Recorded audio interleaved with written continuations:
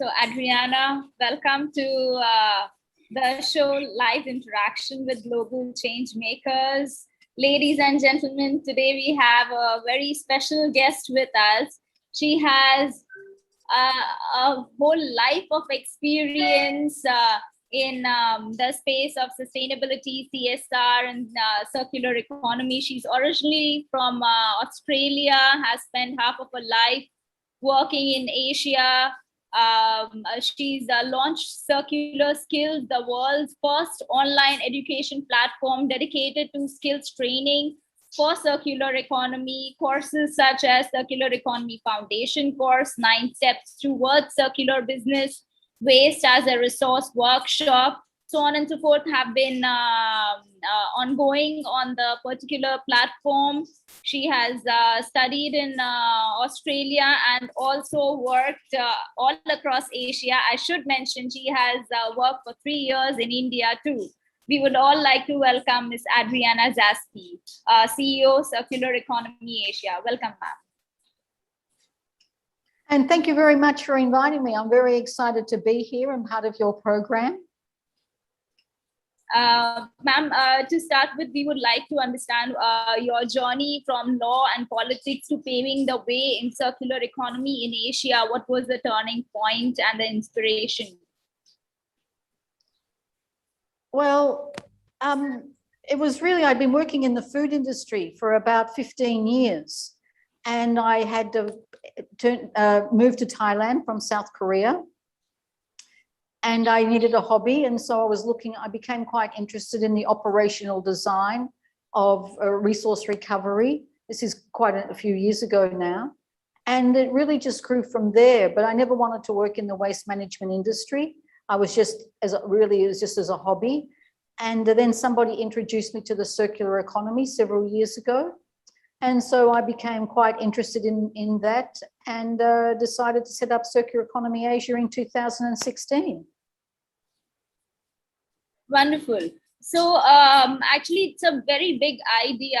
And what led to initiating Global Circular Economy Foundation course? How do you manage to achieve the vision? Well, I think we really need to start with where this idea really started from. So I've got some notes here, so I hope you don't mind me referring to some of these notes. I've got quite a lot I want to say, and I just want to make sure I get it in the correct order. So it was really when I started my own foundation, started to do research in my own course, the Circular Economy Foundation course. And one of the things that I noticed was that there were two things that was success of the Industrial Revolution 250 years ago. And those two things were skills development, the transition of thousands and hundreds of thousands of people from peasantry and family home production units to factories. So to make the transition, those people needed to be skilled. And we also saw the beginning of modern management theory. So that's another skill. But this time it was from Adam Smith, who wrote his famous book, The Wealth of Nations. And he said that the division of labor, that is workers specializing in one task as part of a larger series of tasks, would result in greater productivity. So we have all these things evolving all at the same time. We have the transition from family home production units to factory production. We have emergence of modern management. We have skills development of factory workers that also provided them with a salary. They could buy these mass-produced products that they were making. There was also new sources of energy. We were moving away from animal energy and water energy into coal and oil, which was very cheap. And there were new technologies that were developed during the Industrial Revolution. It was all driven by these new sources of energy. So this is kind of quite like what's happening where we are today. We are transitioning to new sources of energy.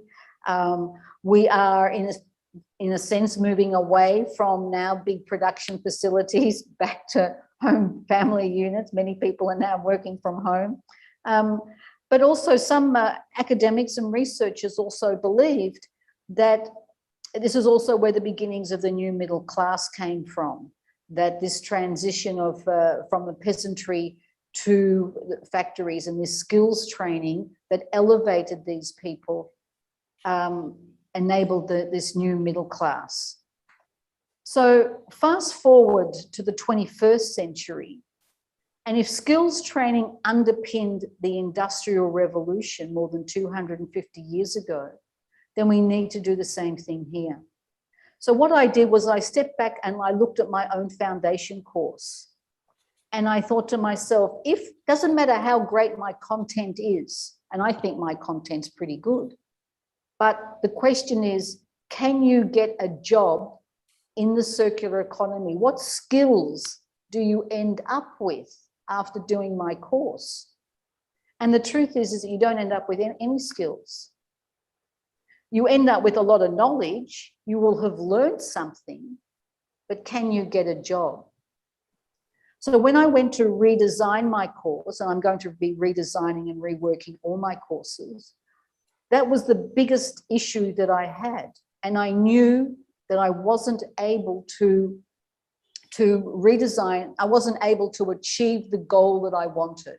I wasn't able to get into skills development unless I took a different path, unless I decided to bring in a range of stakeholders and co-create and look at what skills do we need, and also to rethink the circular economy, not as a circular economy, but how it interacts with with industries that actually drive economies. So these were very critical elements that I was going through and thinking of, and this is how come we have now this new project that I'm working on, which is the Circular Economy Global Foundation course, and the reason why we're here today.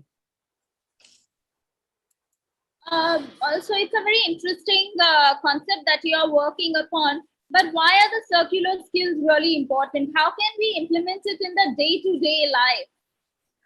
Right, well, that's a great question. And let me just, it's a bit of a long answer, so please bear with me. It's a big idea and it's a very challenging one to bring to life, but perhaps the best way to answer this question and the vision that I have for a circular economy foundation course, a foundation education system, is with an example. Now, in the circular economy, we really want to focus on resource management and resource efficiency. And part of how we achieve that is in the recovering of the resources that we dispose of. So it's not recycling, it's resource recovery, because everything that we use and that we one day will dispose of is actually a resource. So if you look at the list of topics on the skills page of the Circular Economy Asia website, you will see one module topic called resource recovery. And on this module, I'm actually inviting professionals from the waste management industry, and I'm asking them to reimagine collection systems, not for waste, but to recover resources. Now, some people may think that resource recovery is more suited to reverse logistics, but as you can see, we can't get scale from that. Reverse logistics is very good on very highly specialized streams or working with particular companies, but we can't get scale. So, and we need to move away from beyond this idea of recycling, this catch-all term that we have developed on using the word recycling, which is really tied to the environmental movement of the past and doesn't reflect the details and complexities of the circular economy for the future. Waste management must evolve to resource recovery, and we need to encourage a whole new range of players to participate. So if I bring in all these waste management experts who have a wealth of experience and knowledge in this, we need to pass this on to the resource recovery industry. So resource recovery industry at scale must operate within the same constraints and requirements. And these are two terms that we use in systems engineering as waste management. So what would be the requirements for resource recovery? Such requirements are logistics, occupational health and safety, standard operating procedures for handling recovered resources. These are the same requirements that are in waste management. The constraints will be, regulations. You will have regulations, local, state, and federal governments will have regulations in regards to how you might handle resource recovery. There could be licensing constraints, licensing systems that will be applied in individual states or countries. And there'll also be hazardous materials that may accidentally end up in a resource recovery facility, which could be different to a materials recovery facility. So if resource recovery innovators are trained, if they're trained, it will be an easier process. It has been raining very furiously where I am presently, so I'm facing network challenges. My next question to you is, what are the pillars of circular economy, and how can a company also engage this? What is the role of clean supply chain in the system? I'm sorry, you're really breaking up here, Harsha. I can hardly hear you. Can I repeat the question, Harsha? What are the pillars of circular economy and how can a company embrace them? What are the pillars of the circular economy and how a company can follow them? You see, I don't think of the circular economy in such a context. Okay. A company can't implement the circular economy on their own. Okay. They have to work within a system. So, and the idea that you can have pillars that a company can rely on, what industry are you talking about?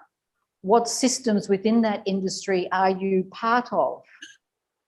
So it's not a question, I'm a firm believer that individual companies cannot implement the circular economy, that you have to implement it on its own.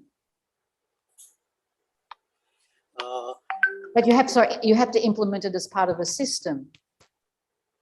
Okay.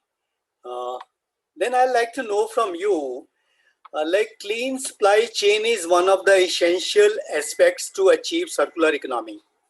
How can we ensure that in the food industry, carbon footprints are high?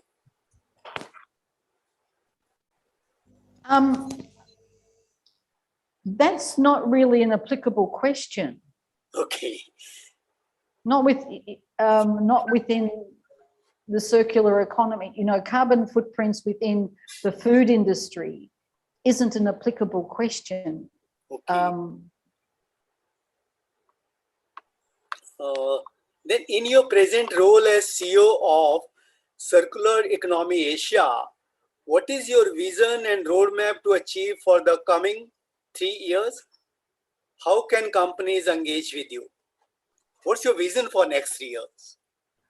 Well, I've just been trying to explain my vision for a circular economy education system. Okay. So that was really what I wanted to focus on during this conversation with Harsha, was on the education system. That is really what I'll be focusing on. And I was in the middle of trying to explain the rationale and the benefits in regards to industry and how we need to develop skills training. We are not going to implement the circular economy unless we have the skills to do so. And we do not have the skills to do so. So in order to develop these the skills, I believe that emerging countries would play a very lead role, especially when you are targeting Asia. Are you collaborating with other institutions? How are you going and doing the outreach for such projects? I'm going to stick to the context of the circular economy education system, which is the project that I'm working on. That's the only conversation that we're having here today. We're not having any other conversation. And I was very definite about that before I agreed to have this interview. So in regards to collaboration, I'm having a lot of collaborations across with a large number of people around the world in regards to the development of this basic skills course. It's very important that we have collaboration and input from a very large number of stakeholders. This is a very important project. It has the potential to create hundreds of thousands of new jobs and change the way we actually do some of the operations, especially within the context of resource recovery. Really appreciate it. Now, in order for, since you are a thought leader in this space, for a country in total, in order to convert from a conventional economy to a circular economy, what are the basic principles that they could follow under your thought leadership? Again, I really want to begin. I really want to refer back to the skills training. Is that how do they approach? We, you know, I actually had it quite nicely outlined in my notes here that I was had been endeavouring to deliver during this conversation. But countries need to look at the kinds of industry sectors that they have in regards to and those industry sectors drive their own economies. So, for example, in Australia, and Australia is a great example of this, and the same will be for India as it is for Malaysia and other countries.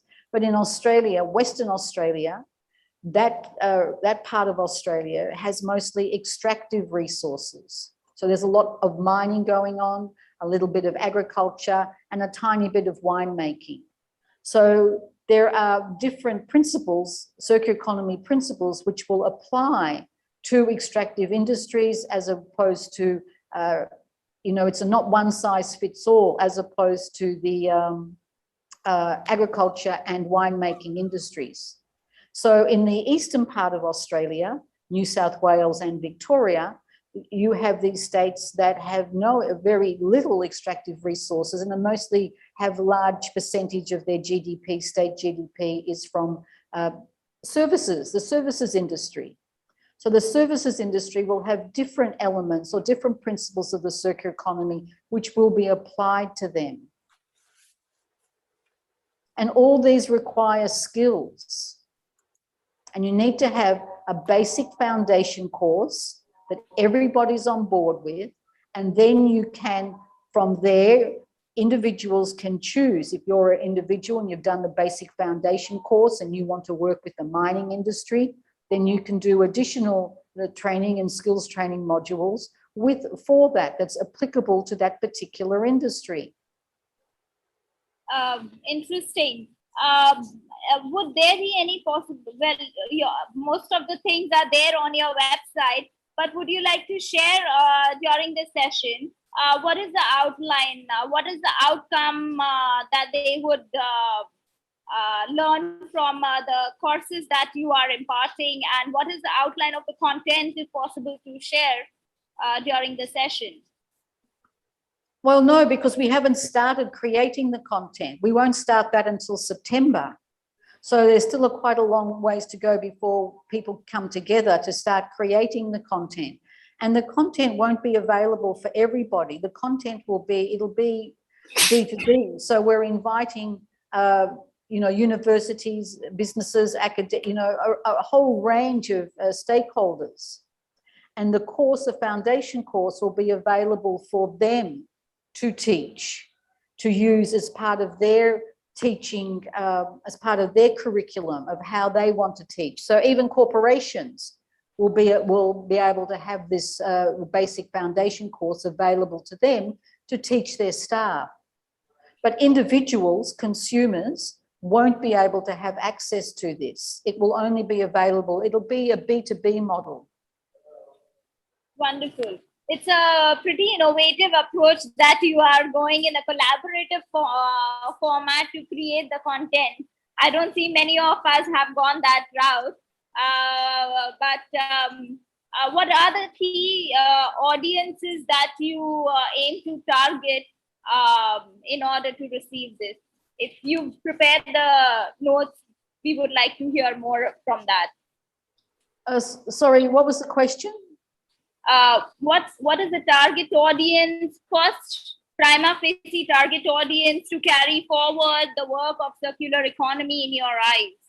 Who should be trained on this? Well, people who are interested, you know, I mean, really people who are interested in sustainability and the circular economy and resource management and resource efficiency. The circular economy is not rocket science. The circular economy is only focused on resource, in my opinion, focused on resource efficiency and resource management. Okay. From our side, last but not the least, you briefly worked in India at the start of your career. What was your experience like working over here? And since India is also new to the concept, how do you see getting in the Indian market and imparting the skills of circular economy and some basics that we should follow while we are doing so?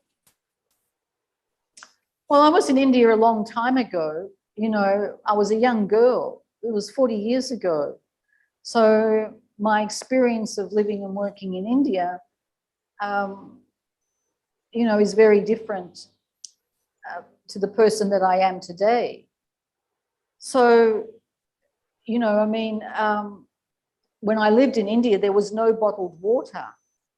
I saw bottled water the first time in the last few months before I left India after 3.5 years. So, and when I first saw bottled water, I was quite surprised. I couldn't understand why we were having this bottled water. So, you know, it was a very long time ago. So it's, you know, and India's certainly changed as I have changed. It has changed too as a country. It has grown up a lot. I'm sure it has. I haven't been back there in 40 years. I'd like to go back. And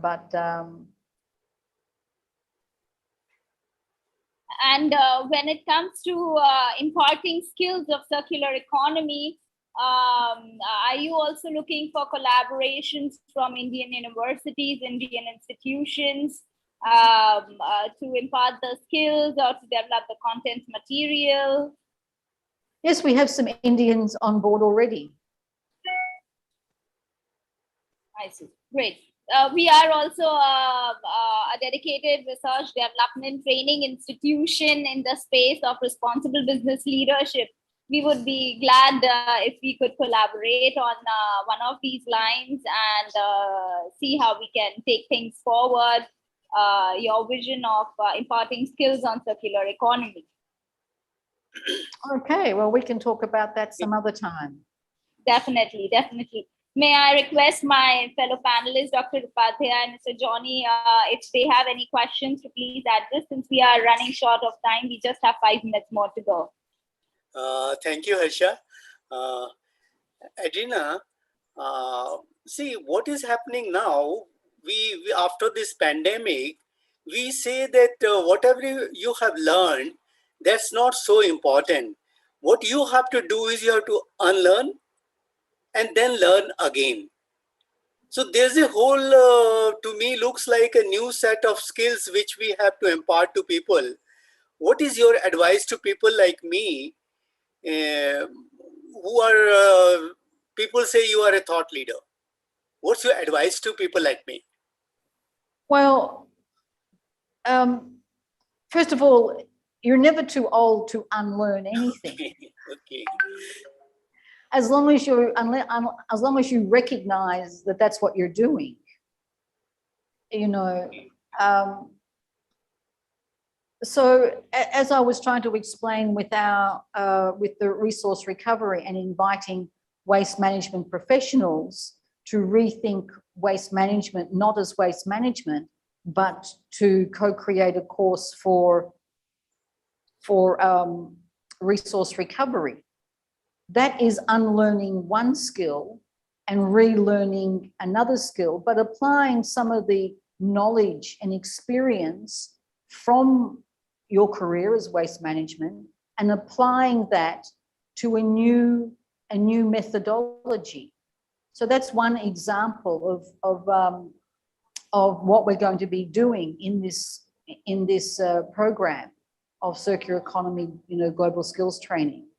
So I guess that's an example of unlearning and relearning. Okay, thank you. Thank you, Adrienna. Any final message for all our viewers? Anything that you would like to share with us? No, just that, it's an exciting project that I'm working on. I feel very pleased and happy with the response so far of the people who are coming forward and who are interested to participate and who want to build this with me and who see the value in what I'm trying to achieve and what we need to achieve, because it's not really me who's trying to do anything. It's what we collectively agree on and believe needs to be done next. And so I'm very pleased with the response that I'm getting from people who understand that, and that's very important. Wonderful. Thank you so much for being on our show. It has been a pleasure and honor to interact with you, learn so much from all your experience in a brief time. Thank you for joining us today. Thank you, Dr. Upadhyay. Thank you. All right, and thank you for inviting me. Thank you.